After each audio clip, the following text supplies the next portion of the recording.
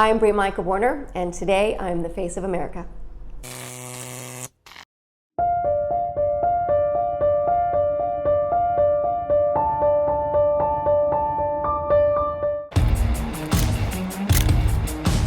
Are we looking at Brogan? Darwinism, urban survival of the fittest. My name is Bree Michael Warner, and I say I'm a Jane of all trades and hopefully a master of a few of those. I've come from the entertainment world. I work in television and film as an actor, but in the recent years I've also started to work more in the law enforcement realm. I actually work part-time in law enforcement, and additionally I own a company that I do firearms training for women. In America, it's a little taboo to talk about firearms, but especially in New York City. New York City, unfortunately, just based on kind of the rules, it is a very restrictive city. Unfortunately, in my viewpoint, it doesn't really allow for a lot of opportunity for self-defense. I see firearms as a tool. I know that they get a very bad rap because the media likes to really sort of focus in on all the mass shootings and sort of like the more negative aspects of gun use, whereas the majority of Americans that do own firearms are actually very responsible, and especially even in New York City, surprisingly, you can actually get a pistol permit in the city. A lot of people don't know that. So having come from a very quote-unquote liberal environment, especially in entertainment, it was like the dirty secret that no one wanted to talk about. I mean, people were very apprehensive to talk about their interest in use of firearms. Maybe they own some at home. And they didn't want to bring it up because they almost felt like they were going to be ostracized if they did. And I would definitely encourage those that maybe are on the left that perhaps do feel differently about Second Amendment issues, that really are proponents of them, are supporters of them, to be more vocal.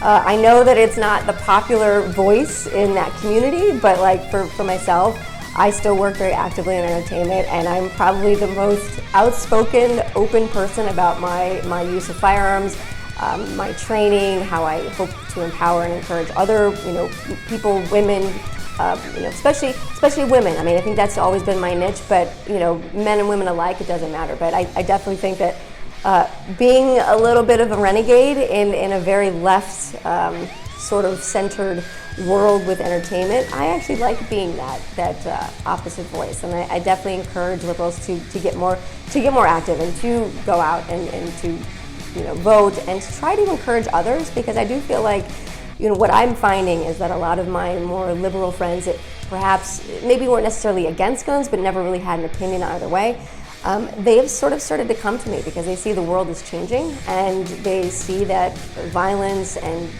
terrorism, acts of terrorism are becoming more and more prevalent, and they want to be able to defend themselves, and they're actually very sheepishly coming to me to ask my opinion on perhaps what firearm they should look into, how to get training, and I think that's a great start, and I'm definitely encouraging of that, and I hope people like that just start to become more open about their pursuit, because I do think it will naturally encourage others to inquire and to realize that most gun owners, 99.9% of them, are very law-abiding citizens.